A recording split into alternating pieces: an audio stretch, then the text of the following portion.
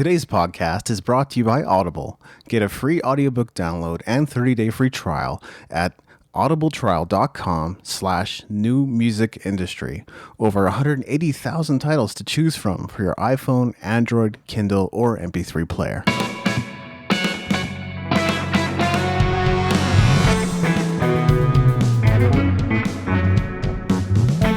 You're listening to the New Music Industry with David Andrew Weeb.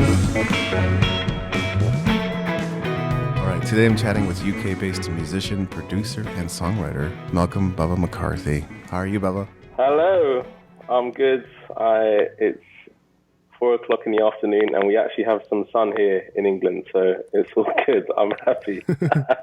That's great. Yeah, it's like about -1 degree Celsius here in Calgary, which is not too bad for this time of year. I think it should warm up a little more through today. And I've had the chance to read up a little bit about you and your bio and everything, but I think first things first, I'm sure for my listeners, they would love for you to share your story and how you got to this point in being a full-time musician. Well, long road, I would say, but really interesting road. So I actually went to university to study history. I was going to become a lawyer. And I finished my degree and, I was looking at law school, and I just decided I want to take a year out and go to music college, meet a ton of people, and just, enjoy music for a year before I went off to law school again. But then actually in that year, I was like, oh man, I need to give this a shot. Because I started meeting a ton of people, who then started hiring me for gigs and little tours, and so I was like, you know what? Let me put all the law stuff on hold and go for it. So I in that time, I didn't get a ton of gigs, probably the first year. So I did a bit of peripatetic teaching. So I taught piano at a secondary school or high school, as you guys would call it. And that helped me afloat until I got a tour that came in that would be a bit more sort of consistent. And so that's when I think that's when I was like, okay, let's go for this full time. It's been doing it for the last, I guess, 6-7 years. So it's been a fun, testing, exciting, all of the above. So it's been pretty cool. Something that I'm regularly on about is this whole thing about school. And no doubt I'm sure it had some benefit in your journey, but there's also some fairly apparent, I think, deficiencies in school. I'm wondering if it equipped you and left you with all the tools you needed to succeed in music, or if you found that there was a lot more that you actually needed, skills you needed to pick up or experiences you needed to have to become a full-time musician. Yeah, I think I agree mostly with you on that point. I'm not 100% sure, like the necessity of going to school. I think the main thing that for me that was able to, two things. I was able to sort out my technique. So I went I played the keys and I played the drums. But when I went to music college, it was the drums that I specialized in. So I was able to sort out my technique, which was horrific. So that actually was something that I needed to sort out. But I guess, if you had a private tutor or whatever, that, that could be sorted out. And the other thing was I was able to meet a ton of people. And I think that really was, for me anyway, that was super important. Coming from, the school was in London. I hadn't been in London for a few years. Coming back just to have an immediate network of people to kind of know and who would, give me gigs. That I think that was one of the biggest things about going to college. Yeah, but there are a ton of other things you can do. There's jam nights. You can go and meet people. There's other ways. Absolutely. You know, it's the same thing I've heard from other musicians as well. Like school helps you work on your technique, and you also get to meet a ton of people. So you got like an established base of contacts that you can tap into for gigs and Exactly. opportunities and all that, which is like that you need that foundation no matter what. Exactly. Yeah. Obviously, it still kind of leaves you not knowing things like how to manage your money, which because most people actually don't know how to do that, or like social That is, media marketing or any of that kind of yeah. stuff. It's so crazy. Now I think back to it, I'm like, why do schools, like I remember when I had to do my first year of taxes, and I had no idea. So I was asking fellow musicians who'd done a few years of their taxes, and asking, oh, what does this mean? How do I do this? What it can be claimed as expenses? And it's just, I still don't get why schools don't really invest in it. I guess it's the less glamorous side of being a musician, so maybe they don't want to invest as much into it. But yeah, I mean, it's silly, really. Yeah, I think schools vast majority of them are sort of based on a 200-year-old system of pumping out factory workers. You know, it's changed a little bit through the years, to be fair, but for the most part, that's what they're trying to create Yeah, is, you know, employees who are submissive and will do their job. Uh, and the thing is, things are changing, right? The culture is changing, and we're kind of in the gig economy now, and a lot of people have side hustles. So, yeah, side hustles. And what I realized when I came out is there are actually a lot of different alternatives in our music industry to yes. pursue. Like I knew nothing about, writing for adverts, and because that wasn't really when I was at school. I was only there for a year. It wasn't really something talked about. It was all about being a session musician, and doing big gigs and things like that. So there's loads of different alternatives as well. You don't have to just stick to a thing that is, seen on Instagram. Drummers, on big stages with endorsements and all that sort of stuff. So, Oh yeah. yeah, like I have friends sort of crying about this whole thing of 1 minute videos on Instagram, and that's the new thing in the music industry, and you can't capture people's attention for longer than 1 minute, and they're really Yeah. like sore about this. And I said, well, Absolutely. if you're on Instagram, I guess, but I'm not really. I don't participate in the social media world overly much, and I'm not too concerned about it. I realize the importance of a following because I'm also an author, but yeah, Right. Yeah. Exactly. Yeah. I mean, first and foremost, just playing well. yeah. I'm friends with. There's actually this guy who's a fixer for a lot of the TV stuff that I do, and a lot of people hit him up and hey man, have you got any gigs going? Here's my resume, check it out. Here's my Instagram, check it out. And he always goes back to the root of, look, if I want to hear you play, I want to hear you play live. I want to actually even invite me on the gig and invite me to play, so I can play with you and see how you sound, and so that's an interesting aspect as well. Absolutely, definitely. I think that's what people ultimately want if they're going to consider hiring you.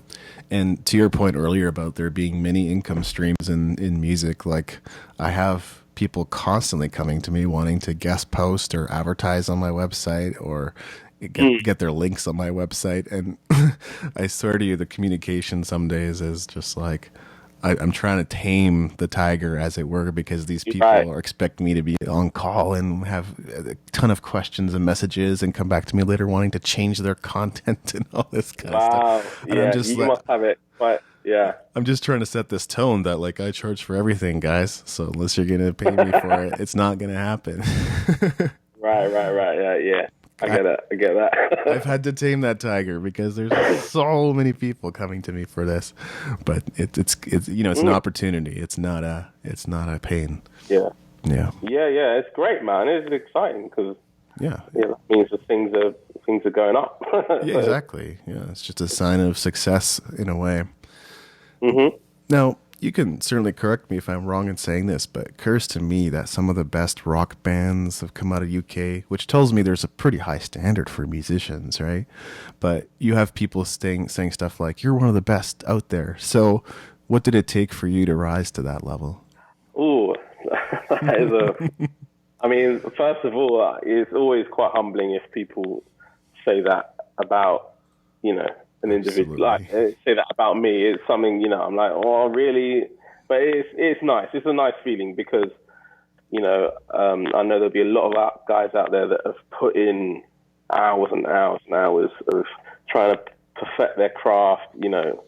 For me, it's it's doing scales and playing to click and all these sorts of things. So there's definitely been, I feel like, years of investment, both on my craft, but also, interesting things like gear. Mm-hmm.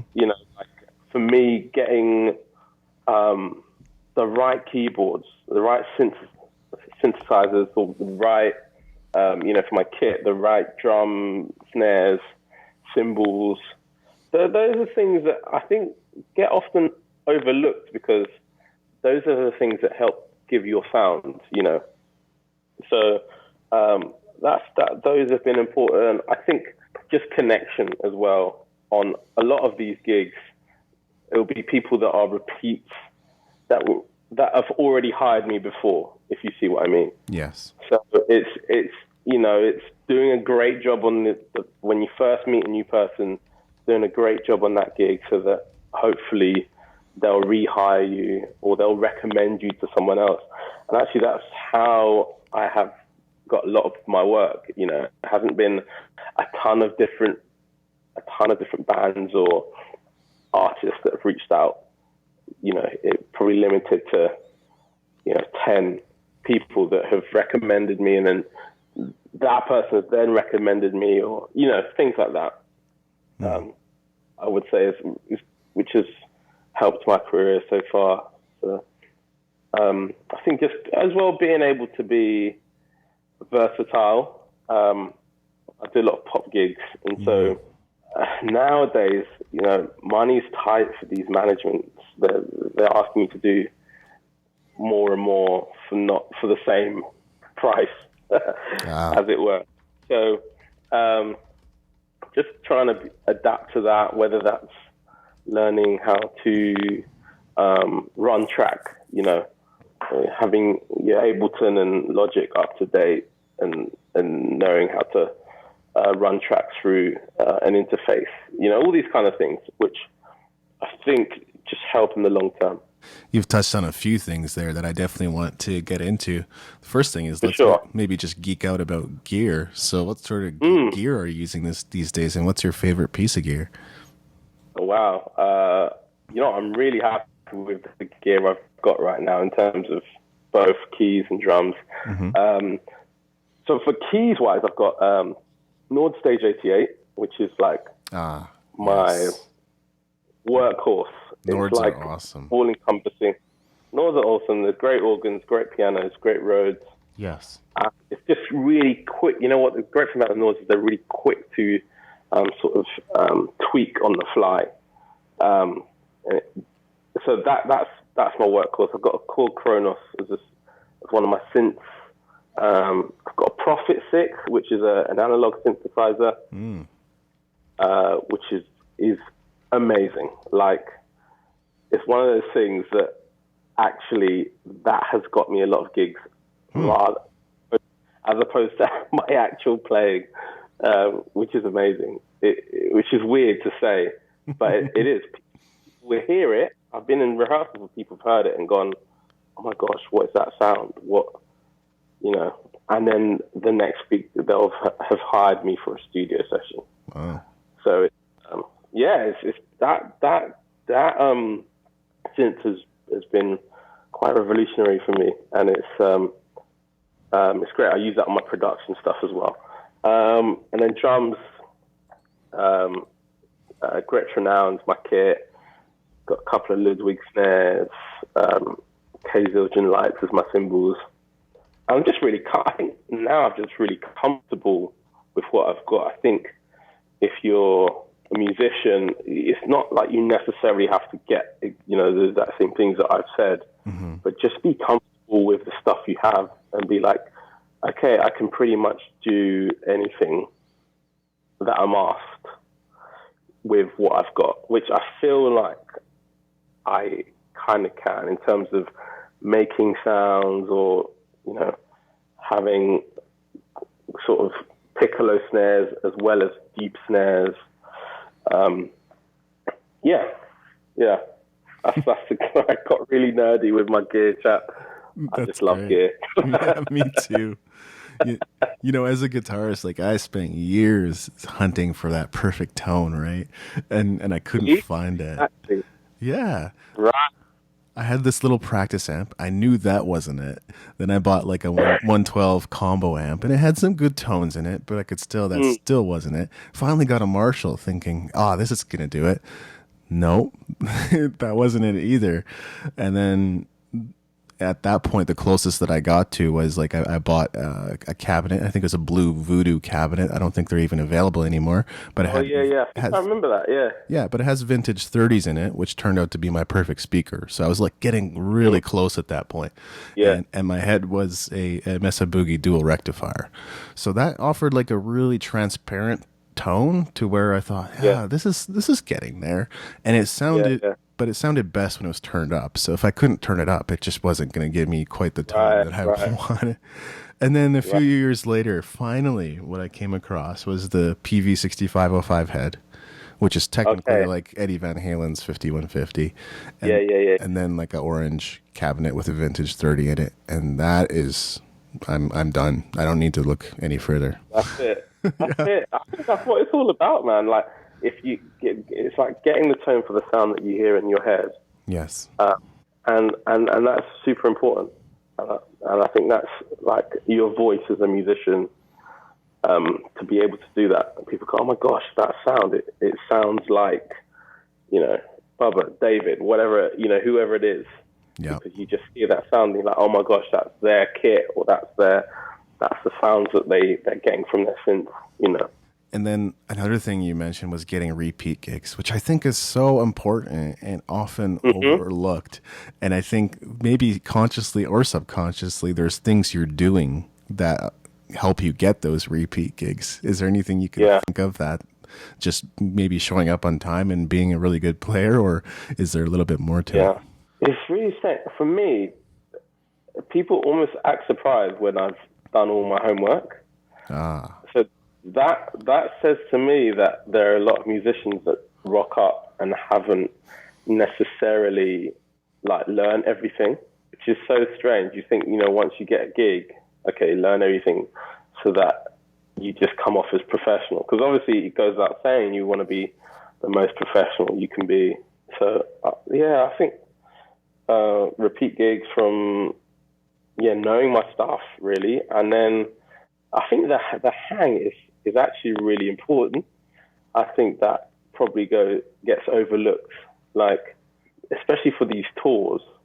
If you're on a tour and someone hires you, they want to be able to enjoy your company. So I think just being a decent guy or girl, just being able to get along with who you're on the road with or who you do the gig with, and so I think those two things: being super professional, you know, on time, learning your stuff, and enjoying yourself. Like, I think that it's quite infectious when you're on a gig and you're enjoying yourself. You don't sound too depressed. You're not going off on one, you know. So I think those are important. There's probably loads of stuff I've missed out on that whole repeat gig thing.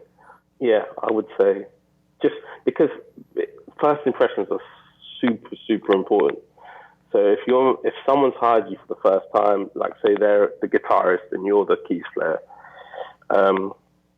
you just gotta give off a good impression. Otherwise, the likelihood is, you would have made money from that gig, but they might not call you again. And I think that's a lost opportunity. Those are all really great points. And then the other thing you mentioned was about being versatile, which I think is pretty important here in the music industry today. I have nearly 30 ways I've made money in music now, and I'm not saying that all of them have been huge, but I have a blog post and I keep increasing that number just to kind of show musicians out there that are, talking about I can't make any money, showing them what's possible, right? Because people will come to me and say, I don't get it. When I say, well, because you're focused on music sales and live performance, and that's it. And there is money in those things, but if that's all you focus on, it can be challenging. Yeah, you hit the nail on the head with that one. I think, people just being open and researching and seeing what different opportunities are out there. Yeah. There's things, websites like Yourself, like and then there's other websites which a ton of opportunities. Absolutely, yeah. There's a lot of websites with great opportunities, and it's a matter of just keeping your head to the ground, so to speak. Being willing to try different things, or just being open to doing things in a different way. That's not completely outside of what you're trying to accomplish. So this next question, I'm asking many people because I kind of have this hope of maybe one day turning this into a course or a book. I have many other books and courses that I'm in the process of creating, so it's not on the front burner. But I still love to create something around this, which is music sales. So how important are music sales for you, and what's one tactic you've tried that's helped you sell more music than anything else? I would always say, first and foremost, that the intention has to be that I want to produce the best music that I can. And unless you're specifically writing for an advert or like a film trailer, then it needs to be, okay, what can I give? What can I specifically give that is different and fresh and high quality? Because the issue with, I don't know if it's an issue right now, but it's a good thing. There's so much music out there. Yes. But it's like the stuff that isn't up to scratch will just get sifted out. And so just being on it and creating as good music as you can, and collaboration, I think is super important. Like collaborating with different people who bring different ideas, who, whether it's melodies, lyrics, or even business-wise, like they're like, okay, I can help you out in this way. Why don't we pitch this to this person? So I think just being really open to that, so having good quality stuff and collaborating, I'd say my two things. Absolutely. And that can be challenging too, in a sense, right? Because some people, well, I wouldn't say some people, it's just that the being prolific is just as important too sometimes as trying to perfect your tracks, but you still have to create great quality music. So I think a lot of musicians are living in that duality. Well, I 100% agree with the being prolific, because say last year I wrote 70 to 100 songs.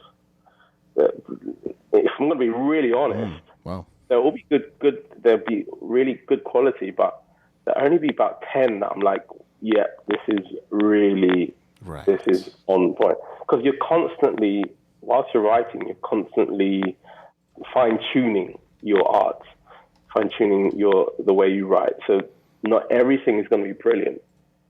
So I agree with being prolific, but just constantly trying to work to a super high standard.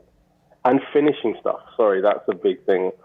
A lot of people just don't finish their music, which is a weird thing to say, but they will write but will be fearful of finishing it or releasing it. So, it's really obvious, but you won't get music sales if you don't release.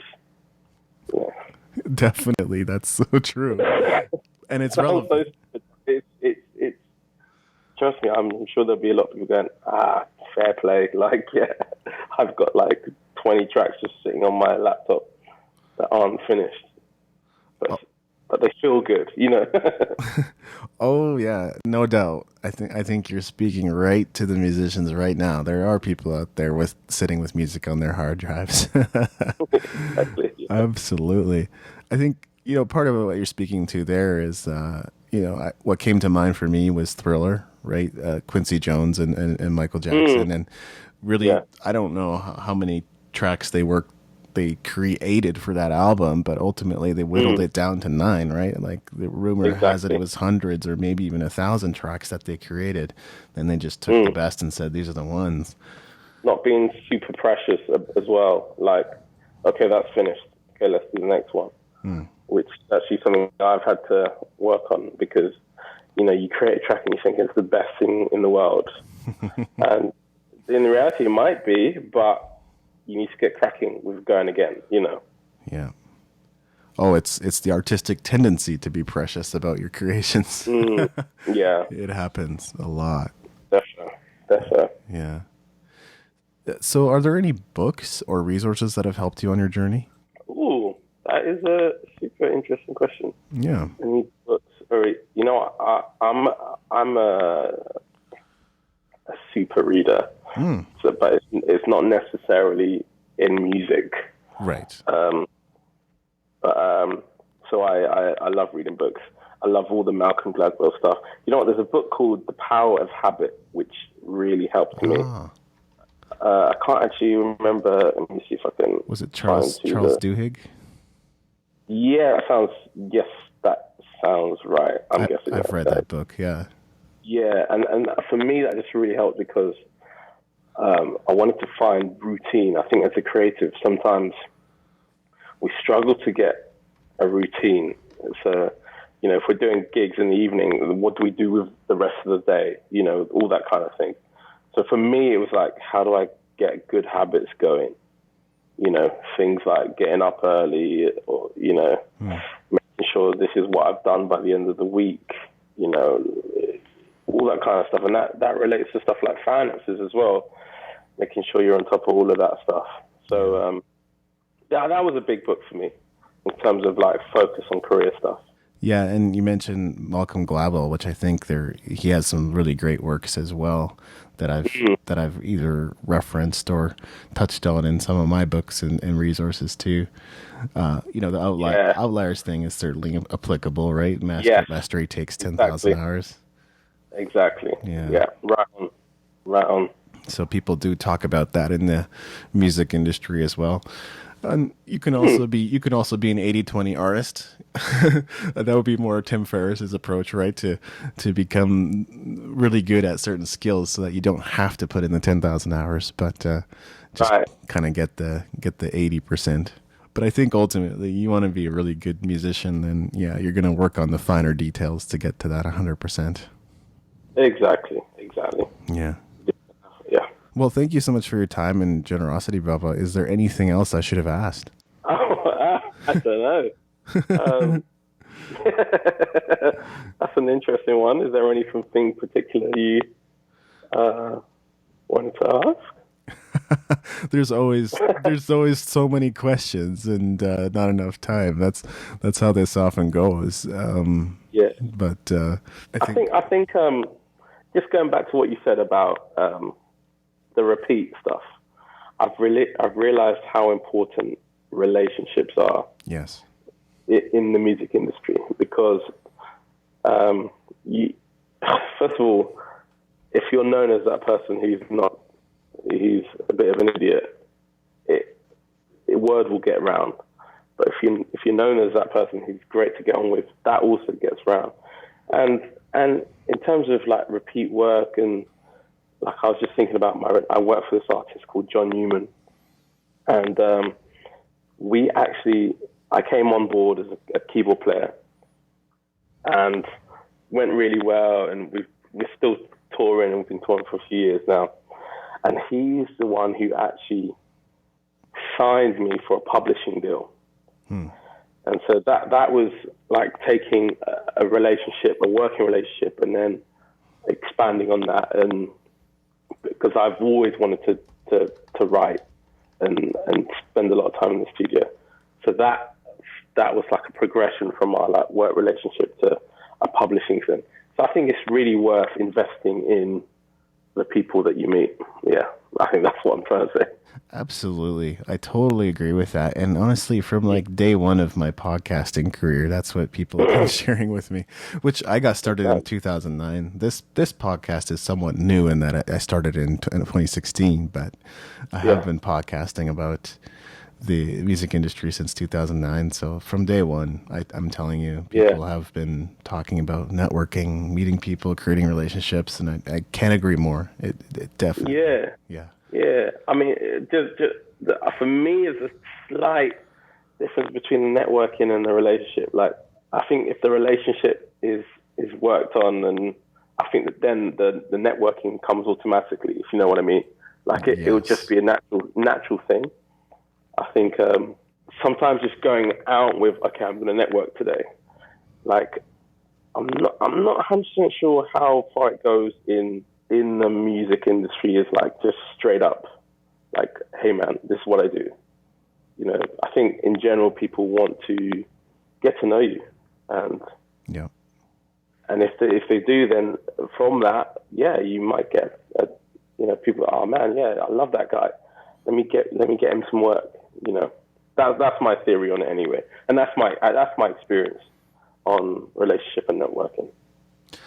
Absolutely. And, I shared in a recent podcast, I mentioned that when I get gigs, generally, I'm not the one booking them anymore. It's collaborators, it's other musicians, it's band leaders, it's friends.